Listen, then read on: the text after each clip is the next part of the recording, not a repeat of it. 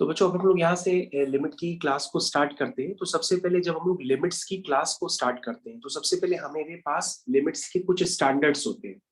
वो स्टैंडर्ड्स हम लोग क्वेश्चंस को यूज करके ही सीखते चले जाएंगे। जैसे बच्चों आपके पास लिमिट्स की काफी सारी एक्सरसाइज दी गई हैं।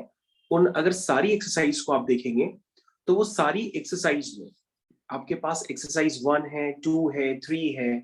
लेकिन इन सारी एक्सरसाइज में जो सबसे ज्यादा क्वेश्चंस जिस एक्सरसाइज से पूछे जाते हैं वो होती है एक्सरसाइज आपकी एल हॉस्पिटल रूल से। और आपसे पूछे जाते हैं सबसे ज्यादा क्वेश्चन वो होते हैं एक्सरसाइज 7 से। तो बच्चों सबसे पहले हम लोग क्या करेंगे, हम लोग यहाँ पर जहां से सबसे ज्यादा एग्जाम में पूछा जाता है उस एक्सरसाइज का डिस्कशन करते हैं। जैसे हमारे पास यहाँ पर एक्सरसाइज 7 है तो हम इसका डिस्कशन भी करेंगे और आपको सारे बेसिक कॉन्सेप्ट्स भी क्लियर करते चले जाएंगे। ठीक है बच्चों, तो हम लोग यहाँ पर हेडिंग डालते हैं एक्सरसाइज 7 के लिए। तो बच्चों सबसे पहले यहाँ पर एक्सरसाइज 7 को करने के लिए जिन बेसिक कॉन्सेप्ट्स को आपको यूज करना है वो कॉन्सेप्ट्स पहले आप समझना स्टार्ट कर दीजिए। तो आई होप आप लोग को सबको आवाज आ रही होगी। ये आपका फर्स्ट क्वेश्चन है जिसको मैंने अभी क्रॉप किया है जस्ट आपके लिए, और ये फर्स्ट क्वेश्चन रहा आपकी स्क्रीन पे। तो बच्चों अगर मेरे को ये फर्स्ट क्वेश्चन करना है तो फर्स्ट क्वेश्चन करने के लिए क्या होती है, ये ट्रिक होती है। अब ट्रिक क्या होती है वो ट्रिक आप समझने की कोशिश करिएगा। आपके पास कभी भी लिमिट दे दी जाए और लिमिट में लिखा हो x अप्रोचेस a fx की पावर gx, सब लोग समझने की कोशिश करिएगा। मैं हर एक्सरसाइज में जो भी कॉन्सेप्ट्स होंगे आपको पहले बताऊंगा और फिर उस पर बेस्ड क्वेश्चन बताऊंगा। तो बच्चों आप लोग को ध्यान से समझना होगा। मैं आपको ये समझाने की कोशिश कर रहा हूं कि कभी भी इस तरह की आपके पास लिमिट्स दिखाई देने लगे, लिमिट्स का फॉर्म देखो बच्चों क्या है। लिमिट्स का फॉर्म है limits x standing towards a fx की पावर gx। इस तरह की लिमिट्स का फॉर्मेशन आपके पास कभी भी हो जाए तो आप उस लिमिट का आंसर डायरेक्टली लिख सकते हैं। लेकिन लिमिट का आंसर डायरेक्टली लिखने से पहले आपको ये जस्टिफाई करना होगा कि fx की जो लिमिट है वो क्या आ रही है। पहले आप fx की लिमिट निकालेंगे तो fx की लिमिट आनी चाहिए 1। फिर आप क्या करेंगे, बेस की लिमिट निकालेंगे। जब आप बेस की लिमिट निकालेंगे तो बच्चों वो आएगी इन्फिनिटी। तो आपको देखना होगा कि बेस की लिमिट 1 आनी चाहिए और पावर की लिमिट इन्फिनिटी आनी चाहिए। अगर ऐसा है तो आप इस स्टैंडर्ड को डायरेक्ट यूज करेंगे जो हम लोग इस क्वेश्चन में करने वाले हैं। स्टैंडर्ड क्या होता है, डायरेक्टली आप लिखेंगे कि limit x standing towards a fx की पावर gx। इस तरह के क्वेश्चंस को सॉल्व करने के लिए आपको डायरेक्टली स्टैंडर्ड यूज करना पड़ेगा। वो स्टैंडर्ड होता है e की power limit x standing towards a fx minus 1 into gx। इस कॉन्सेप्ट को यूज करेंगे और आपका क्वेश्चन हो जाएगा।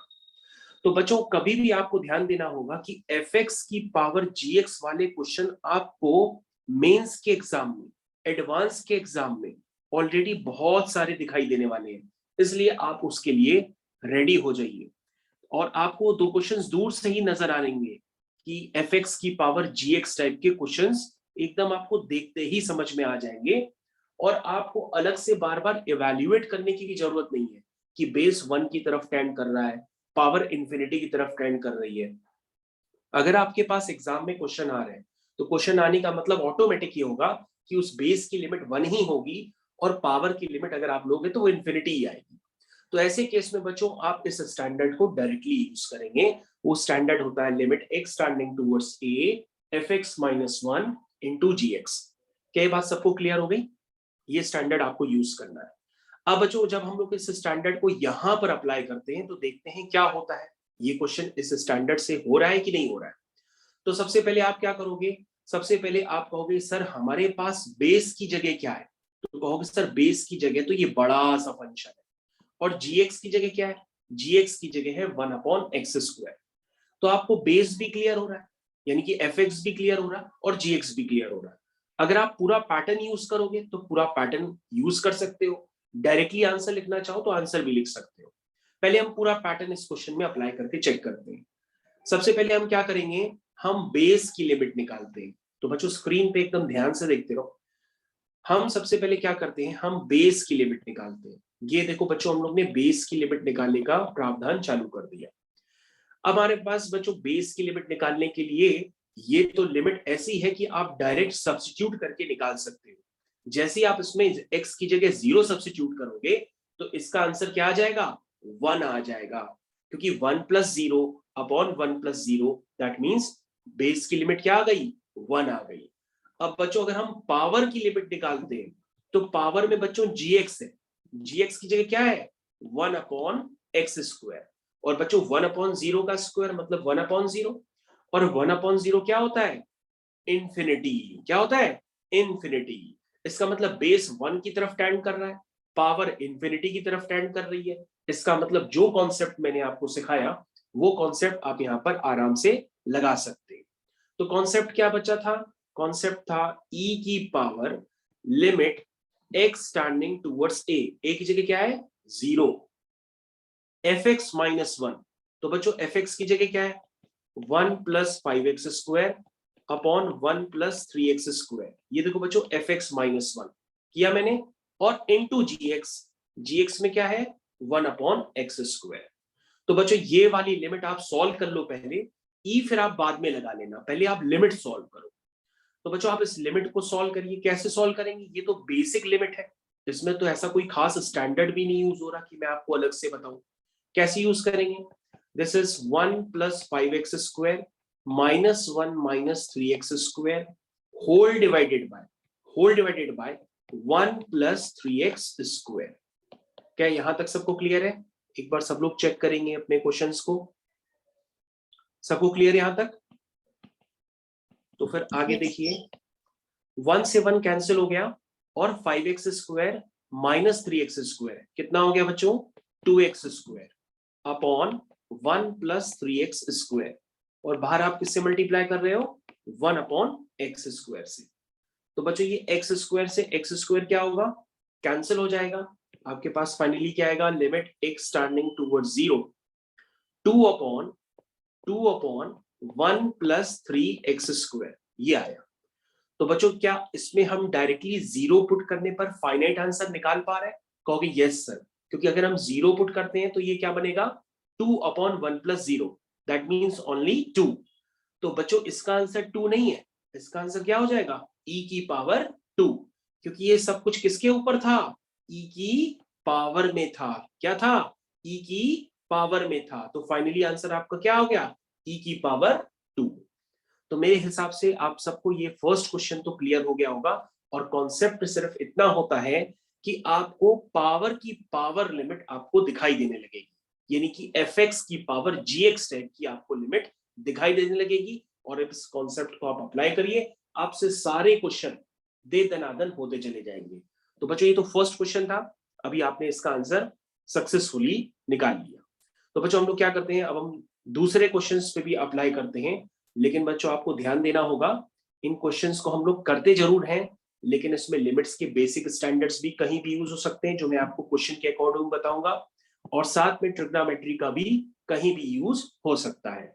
जैसे बच्चों इस क्वेश्चन को करने से पहले मैं आपको अलग से बता देता हूं कि आपको ये बेसिक स्टैंडर्ड्स पता होना चाहिए कि limit x standing towards 0 sin x upon x क्या होता है, 1 होता है। ये एकदम बेसिक स्टैंडर्ड है लिमिट का, जो आप क्लास 11th में काफी बार पढ़ चुके हो। लेकिन बच्चों आपको ये बात ध्यान देनी होगी कि sin x अपॉन x 1 तभी होता है जब x किसकी तरफ अप्रोच करे, 0 की तरफ, तभी ये 1 हो सकता है, अदरवाइज ये 1 नहीं होता है। इसी साथ ही बच्चों आपको यह भी ध्यान देना होगा कि जब x 0 की तरफ अप्रोच करता है तो sine inverse x upon x ये भी क्या होता है बच्चों, 1 होता है। ठीक है, और बच्चों इस क्वेश्चन को करने के लिए आपके पास tan a + b का फॉर्मूला भी यूज होता है। तो tan a + b हर बच्चा जानता है अब तो, this is tan a + tan b upon 1 - tan a into tan b। तो बच्चों मैं आपको थोड़ा सा जस्टिफाई करके आगे भी सिखाता हूं। आप सभी लोगों को tan a + b ही पता है, लेकिन मैं आपको tan a + b + c भी अलग से सिखाता हूं। तो tan a + b + c, this is known as tan a plus tan b plus tan c minus tan a into tan b into tan c whole divided by 1 minus tan A into tan B, tan B into tan C, tan C into tan A। तो बच्चों मैंने आपको हर question में कुछ ना कुछ extra बताता रहूंगा, जैसे मैंने आपको इस क्वेश्चन में कुछ एक्स्ट्रा बता दिया। अब आप कहोगे सर इसका क्या यूज होता है, आपने a प्लस बी तो बताया, tan a plus b plus c भी बता दिया, तो क्या इसका कोई यूज होता है? बिल्कुल यूज होता है बच्चों। मैं आपको जेई का यानी कि जेई एडवांस का पैकेज का क्वेश्चन बताता हूं। ध्यान से देखिए कितना इजी आया था एग्जाम में ये क्वेश्चन 2017 में। क्वेश्चन में पूछा गया था एग्जाम में कि अगर आपके पास tan a plus tan b plus tan c greater than 0, आपसे एग्जाम में पूछा गया था अगर आपके पास tan a plus tan b plus tan c greater than 0 हो, तो a plus b plus c पाई भी गिवन हो, तो आपसे पूछा गया था कि आप ये बता सकते हैं कि आपका ये ट्रायंगल एक्यूट एंगल ट्रायंगल होगा कि ऑब्ट्यूज एंगल ट्रायंगल होगा कि राइट एंगल ट्रायंगल होगा कि नन ऑफ दीज होगा। ये आपसे एग्जाम में पूछा गया है। तो बच्चों देखो मैंने आपको जेई 2016 का क्वेश्चन जस्ट अभी बोलना चालू किया है। क्या बताया मैंने? आपके पास एग्जाम में आया था कि tan a plus tan b plus tan c अगर ग्रेटर देन 0 है और a plus b plus c पाई है, तो आपसे पूछा जा रहा है कि आपका ट्रायंगल कैसा है, एक्यूट एंगल है, ऑब्ट्यूज एंगल है, राइट एंगल है, आइसोसेलेस है, कुछ भी पूछा जा सकता है। तो आप इसका सही आंसर बता सकते हैं क्या होगा? एनीवन?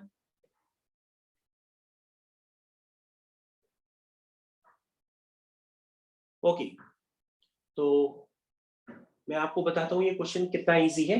देखिए ध्यान से कैसे करना होगा। बच्चों सबसे पहले देखो आपके पास a plus b plus c कितना है, पाई है।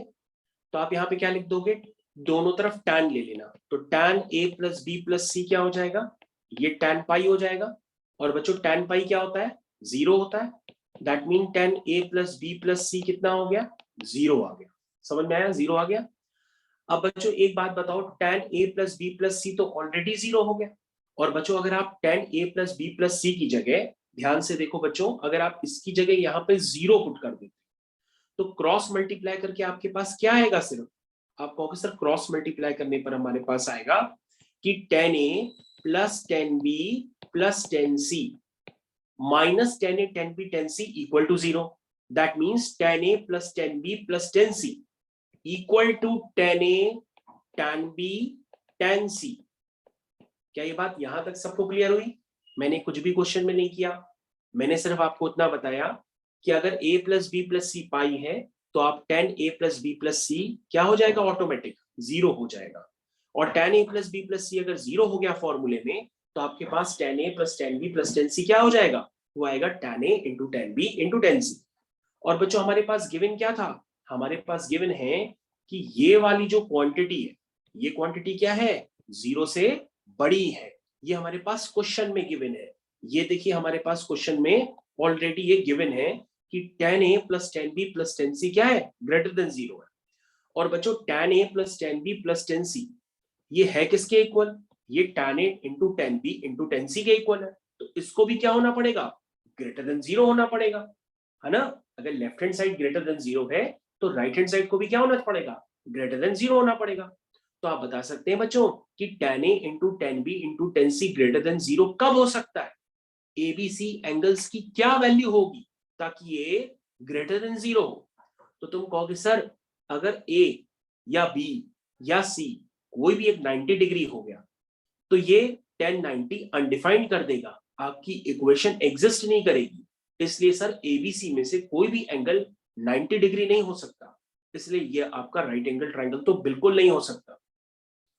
तो sir tan a tan b tan c के प्रोडक्ट को पॉजिटिव बनाना है, तो ए बी और सी इन तीनों में से कोई भी एंगल अगर किसी दूसरे क्वाड्रेंट में चला गया तो tan a tan b tan c का प्रोडक्ट 100% क्या हो जाएगा, नेगेटिव हो जाएगा।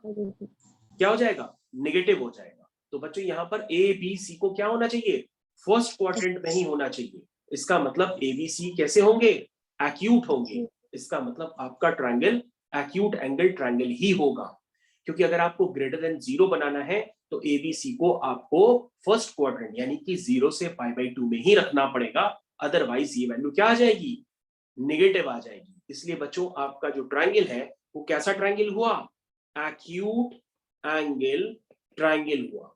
तो बच्चों आपने बीच क्लास में देखा किस तरह से मैंने आपको एक दूसरा एप्लीकेशन बताया। तो ये जेई का क्वेश्चन है, तो आप इन सबको याद रखिएगा, क्योंकि प्रीवियस ईयर क्वेश्चंस को ही बदल करके एग्जाम्स में ज्यादातर दिया जाता है। तो बच्चों हमारे पास जो मेन क्वेश्चन है, अब हम लोग उसकी तरफ आते हैं। आपका जो क्वेश्चन है वो क्वेश्चन नंबर सेकंड। तो क्वेश्चन नंबर सेकंड को बच्चों हम लोग फिर से कॉपी कर लेते हैं और उसकी एक प्रॉपर स्पेस बना के उसको दोबारा करते हैं। तो आप लोग रेडी हैं? ये है आपका क्वेश्चन नंबर सेकंड। तो बच्चों आपको क्लास के बाद नोट्स मिल जाएंगे, आप सिर्फ ध्यानपूर्वक स्क्रीन की तरफ देखिए तो आपको ज्यादा समझ में आएगा। ओके, तो सबसे पहले बच्चों आपके पास है सेम क्वेश्चन रिपीट हो रहा है, तो आपने हो सकता है इसको कंपेयर कर लिया होगा कि सर ये तो question limit x tending toward zero F x की पावर जी एक्स टाइप का क्वेश्चन हो गया। तो सर हम सीधा सीधा कॉन्सेप्ट लगा देते हैं और सर हम बेस की लिमिट डायरेक्टली चेक कर लेते हैं। हम क्या करते हैं, इसमें हम x की जगह 0 डालेंगे तो 10π/4 बचेगा। तो बेस की लिमिट क्या आएगी? 1, क्योंकि 1045 क्या होता है? 1। और पावर में जब हम x की जगह 0 डालेंगे तो 1/0 क्या हो जाएगा? इन्फिनिटी। तो सर ये तो ऐसे ही नजर आ रहा है, बार बार हम बेस और पावर की लिमिट अलग से नहीं निकालते, उसको ऐसे ही देख लेते हैं कि बेस 1 की तरफ जा रहा है, पावर इंफिनिटी की तरफ जा रही है। और बच्चों ऐसा हमेशा होगा, तभी ये स्टैंडर्ड एग्जिस्ट करता है, तभी क्वेश्चंस बनते हैं। तो बच्चों आप आंसर कैसे लिखोगे?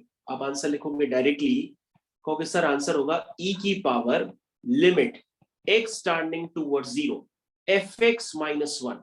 तो बच्चों fx की जगह देखो क्या है, ये fx-1 इंटू gx, gx की जगह क्या है? 1/x। तो यहां तक सबको क्लियर हो गया? और अगर क्लियर हो गया तो बच्चों इस क्वेश्चन को करना स्टार्ट करिए, और ई आप बच्चों बाद में लगा दीजिएगा। चलिए स्टार्ट करते हैं। Limit x tending towards 0। हाँ, तो बच्चों tan a प्लस b का फॉर्मूला अब तो आप जान चुके हैं। This is tan a plus tan b। बच्चों मैंने 10π/4 की वैल्यू पुट कर दी 1/1 minus tan a into tan b -1 into 1/x।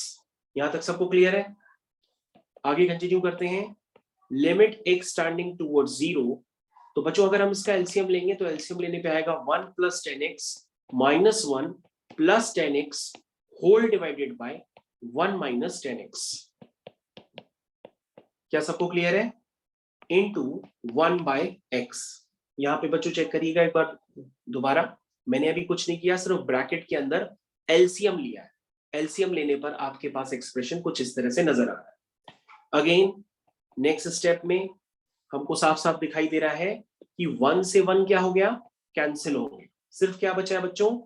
2 tan x upon x times 1 - tan x। तो बच्चों ये आपका फाइनली क्वेश्चन बचा है।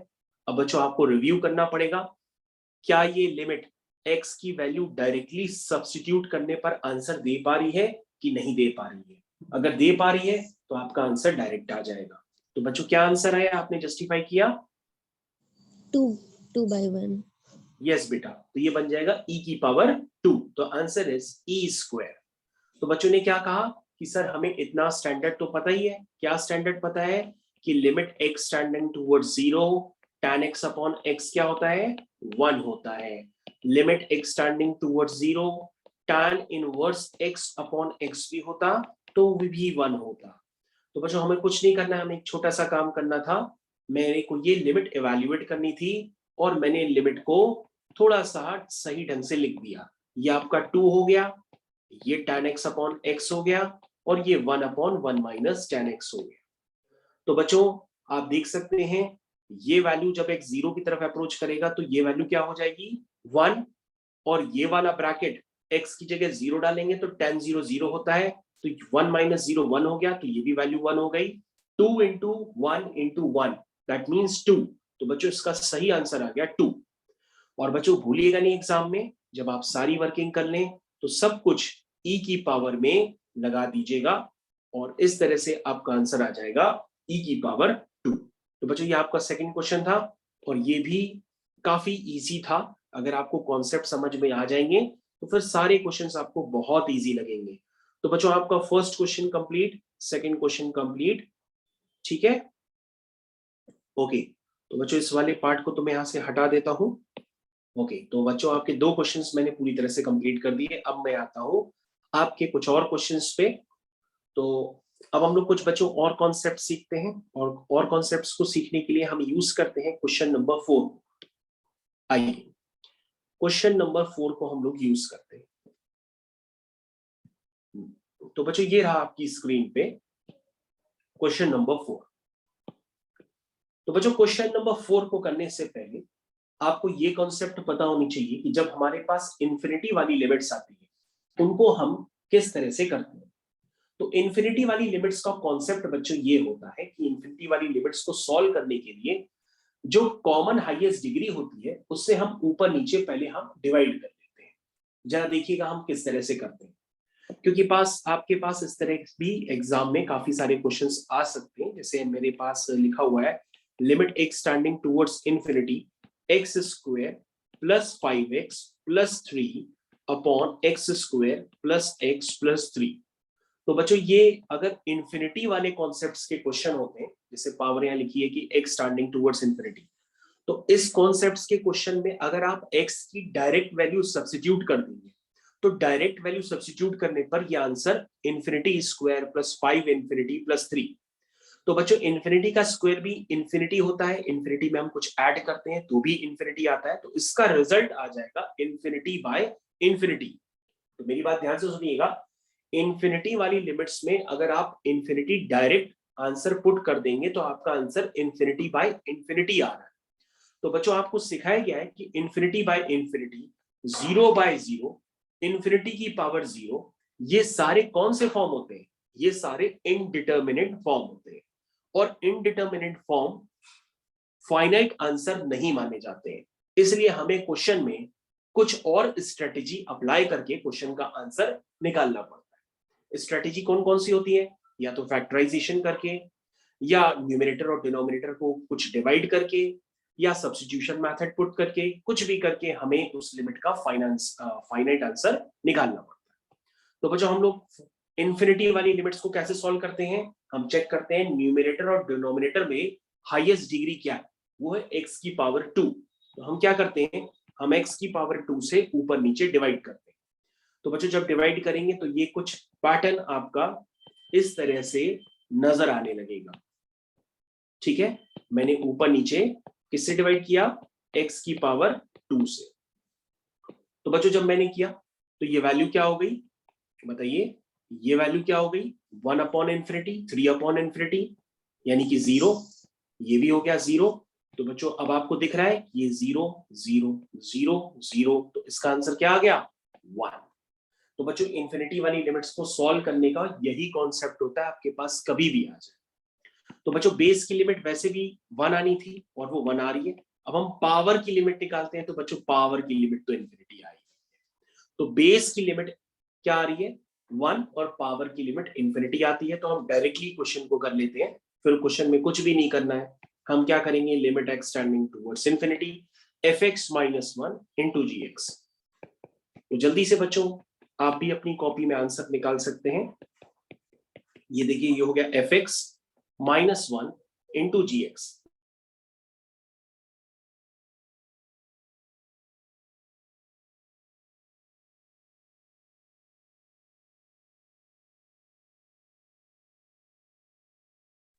Sir, answer e the power 4 आ रहा है, I guess.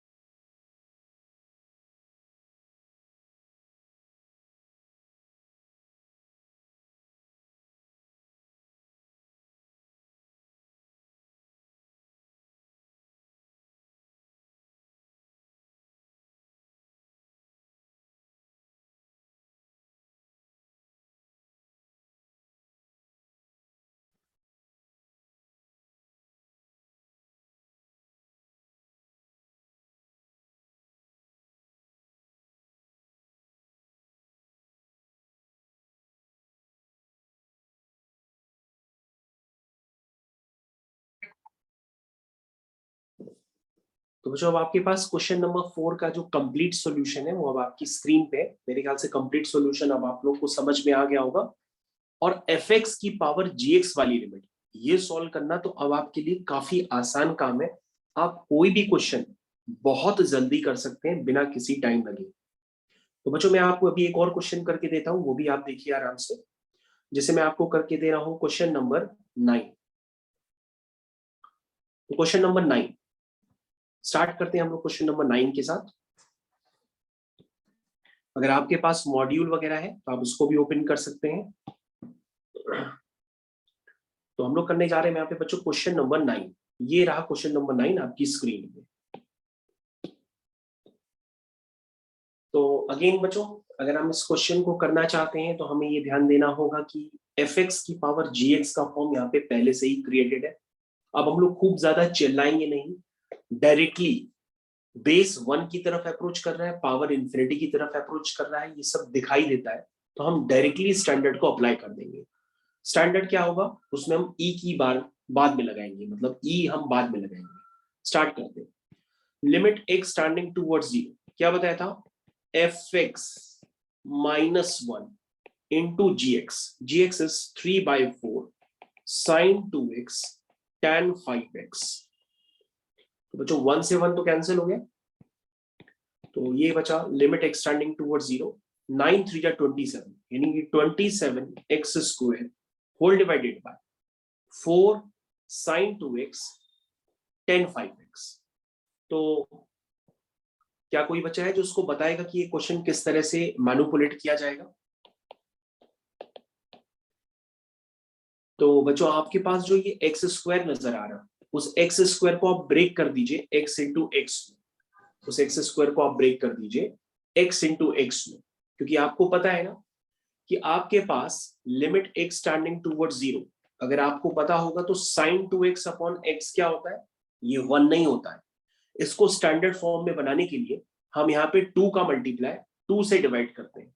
तो हम यहाँ पे ये कहते हैं अगर x 0 की तरफ अप्रोच कर रहा है तो 2x भी यानी कि 2 इंटू 0 भी 0 की तरफ अप्रोच करेगा।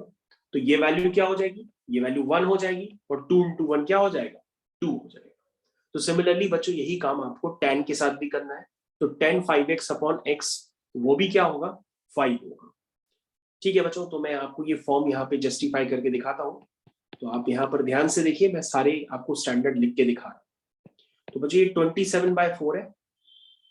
डिनोमिनेटर में जो बच्चों sin 2x है और न्यूमिनेटर वाला x है, उसको इस तरह से एडजस्ट करना सीखो। देखो हम किस तरह से एडजस्ट करना है। और ऊपर जो बच्चों x फिर से है उसको tan 5x के साथ एडजस्ट कर दो। ये देखो बच्चों हमने किस तरह से एडजस्ट किया। उसके बाद फॉर्म बनाने के लिए 2 से मल्टीप्लाई, अगेन 2 से डिवाइड, समझ में आया। फिर यहाँ फॉर्म बनाने के लिए 5 से मल्टीप्लाई 5 से डिवाइड, क्या फॉर्म समझ में आया। अब बच्चों ध्यान से देखो, ये वैल्यू किसकी तरफ अप्रोच करेगी, 1 की तरफ, और ये वैल्यू भी किसकी तरफ अप्रोच करेगी, 1 की तरफ। क्या यहां तक सबको क्लियर आ गया। तो बच्चों ये कितना बचा, ये बचा 27 अपॉन 5 4 जा 20 और 22 जा 40, यानी कि ये आपको दिखाई दे रहा है। और ये सारा काम किसकी तरफ चल रहा था, ई की पावर में चल रहा था। तो आप सब में क्या लगा दोगे, ई की पावर लगा दोगे और आपका क्वेश्चन फिनिश हो जाएगा। तो क्वेश्चन बच्चों बस देखने भर का था, आपने हल्के फुल्के एकदम बेसिक स्टैंडर्ड यूज किए और क्वेश्चन तुरंत खत्म हो गया। क्या आप लोगों को समझ में आया क्वेश्चन किस तरह से किया गया। Yes sir.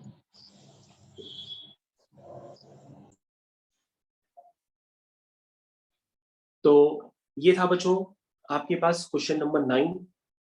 अब हम लोग दूसरे क्वेश्चंस की तरफ मूव करते हैं अगेन। तो बच्चों दूसरा क्वेश्चन हम लोग फिर से लेते हैं, and this is your question number 6। Question number 6 ये रहा आपके पास। करना स्टार्ट करिए, मैं इसको बड़ा कर देता हूं थोड़ा।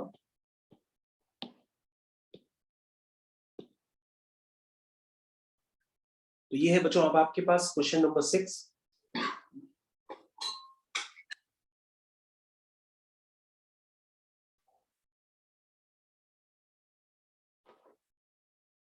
ठीक है, तो ये fx की पावर gx टाइप का है। तो डायरेक्टली स्टैंडर्ड यूज करते हैं बच्चों उसमें, ठीक है। तो कैसे स्टैंडर्ड यूज करेंगे?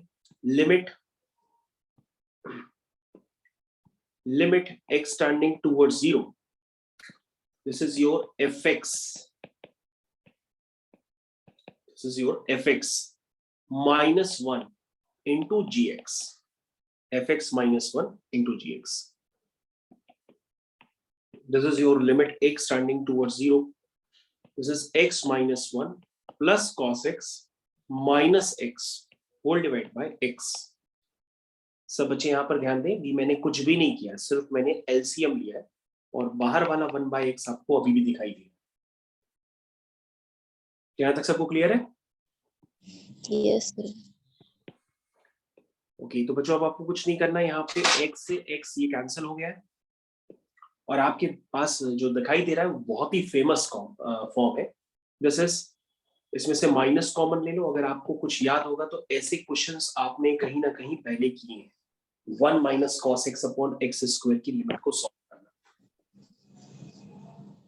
और बच्चों अगर आपने ये फॉर्म्स कभी किए नहीं है तो मैं आपको ये दो फॉर्म्स कम से कम करके दिखाता हूँ। देखिए लिखा है जैसे limit x tending towards 0, 1 minus cos 2x upon x square, या 1 minus cos 4x upon x square, या 1 minus cos x upon x square. कैसे करते हैं बच्चों इन क्वेश्चंस को? cos 2x का फॉर्मूला लगाते हैं हाफ द एंगल वाला, 1 माइनस 2 साइन स्क्वायर x, ठीक है। ऐसा फॉर्मूला लगाते हैं जिससे 1 कैंसिल हो जाए। तो हम 2 cos स्क्वायर x माइनस 1 वाला नहीं लगाएंगे, उससे 1 कैंसिल होने की बजाय ऐड हो जाएगा। तो बच्चों ये क्या बचा फाइनली? 2 साइन स्क्वायर x, और साइन स्क्वायर x को आप लिख दीजिए sine x into sine x, और नीचे जो x स्क्वायर है उसको लिख दीजिए x इंटू x। नीचे जो एक्स स्क्वायर है उसको लिख दीजिएगा x इंटू एक्स। यहां तक क्लियर है बच्चों? ध्यान से देखिए जरा। तो बच्चों ये वैल्यू आ गई, कितनी आ गई वैल्यू बच्चों? ये 2।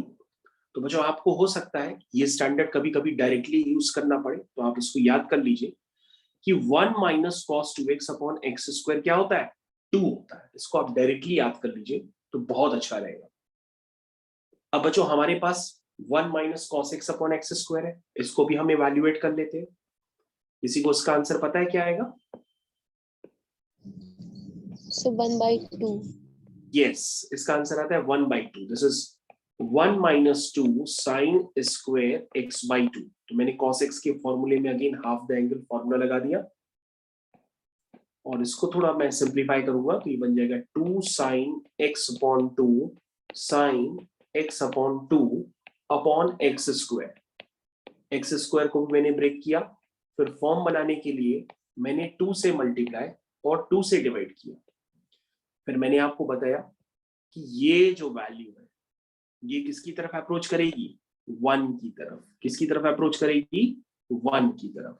तो बच्चों ये वैल्यू 1 की तरफ अप्रोच करेगी, ये भी वैल्यू 1 की तरफ अप्रोच करेगी, और 2 से 2 कैंसिल हो जाएगा, ये वैल्यू 1 हो जाएगी, ये भी वैल्यू 1 हो जाएगी। आंसर आपको नजर आ रहा होगा 1/2। और बच्चों हमारा जो ओरिजिनल क्वेश्चन है वहां पे माइनस था, तो इसका आंसर आ जाएगा -1/2। और बच्चों ये सारा क्वेश्चन जो था वो e की पावर में चल रहा था, तो आपने आंसर बताया e की power -. Answer is e to the power -. सबको क्लियर हो गया? इजी क्वेश्चन था, टफ बिल्कुल नहीं है। तो बच्चों fx की पावर gx वाले क्वेश्चन अगर आपके पास दोबारा कभी भी एग्जाम में आ जाएंगे तो आप उनको गलत मत करिएगा। तरीका मैंने आपको सिखा दिया, आप करोगे कैसे, बस आपको उसे सही करना पड़ेगा। तो बच्चों हमारे पास एक और क्वेश्चन है, this is your question number 8, उसको भी हम लोग फिनिश करते हैं। तो अगेन बच्चों मैं इसके लिए थोड़ी सी जगह बना लेता हूं।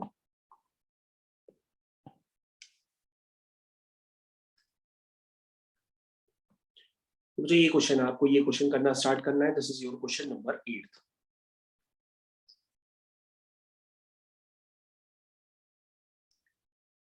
तो आप लोग सब रेडी? स्टार्ट करिए। कैसे लिखेंगे? Limit x tending towards infinity fx -1 तो बच्चों ये हो गया fx -1 इंटू gx, ठीक है, this is your fx -1 into gx। इसको सॉल्व करना स्टार्ट करिए। 1 से 1 कैंसिल, ये कितना हो गया, ये हो गया a upon x plus b upon x square into 2x, ये आ गया बच्चों।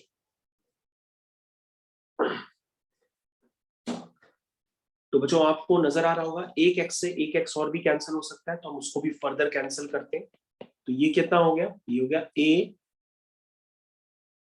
दिस इज योर, अच्छा पूरा मैं लिख देता हूँ, जस्ट वेट, आपको कंफ्यूजन ना आए।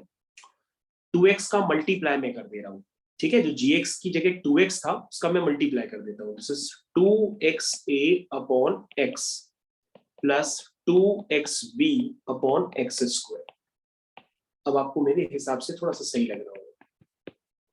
तो x से x कैंसिल हो गया, तो ये बचा 2a, फिर x से x कैंसिल हो गया, तो ये क्या बचा 2b अपॉन x।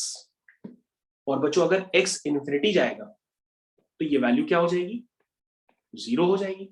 तो इसका आंसर सिर्फ क्या आया, इसका आंसर आया 2a। कितना आया, 2a, क्योंकि अगर x इन्फिनिटी चला गया तो 2b बाई x 0 हो जाएगा, और 0 प्लस 2a इज 2a। और ये सारा काम किसकी पावर में हो रहा था, e की पावर में हो रहा था। तो आंसर क्या था, e की पावर 2a। और बच्चों आपके पास इसका आंसर पहले से ही गिवन है कि e की पावर 2a किसके इक्वल है, e स्क्वायर के इक्वल है। इसका मतलब 2a क्या हो गया, 2 हो गया, दैट मींस a क्या हो गया, 1 हो गया। लेकिन बच्चों इस क्वेश्चन का आंसर b पे डिपेंड नहीं कर रहा है, तो b को हम कोई भी रियल नंबर ले सकते हैं, b को हम कोई भी रियल नंबर ले सकते हैं, क्योंकि इस क्वेश्चन का आंसर b पे डिपेंड नहीं कर रहा है। क्या ये क्वेश्चन समझ में आया सबको? Yes sir. Yes sir. क्या और भी बेसिक बताना है, इससे भी ज्यादा बेसिक बताएं, क्योंकि पता तो सारे ही बेसिक रहे हैं एकदम सारे क्वेश्चंस में। मेरे ख्याल से इससे ज्यादा नीड नहीं है, इससे ज्यादा नीचे बेसिक करने की नीड नहीं है। मेरे ख्याल से आप इतने बेसिक्स तो बहुत अच्छे से समझ गए, और एक्सरसाइज 7 को अब आप पूरी तरह से फिनिश कर सकते हैं। एक्सरसाइज 7 अब आपकी पूरी तरह से रेंज में है, अगर आप फिनिश करना चाहें तो पूरी तरह से फिनिश कर सकते हैं। अब हम लोग आगे कंटिन्यू करेंगे दूसरी एक्सरसाइज की तरफ, तो इस रिकॉर्डिंग को हम ब्रेक करते हैं यहीं पे।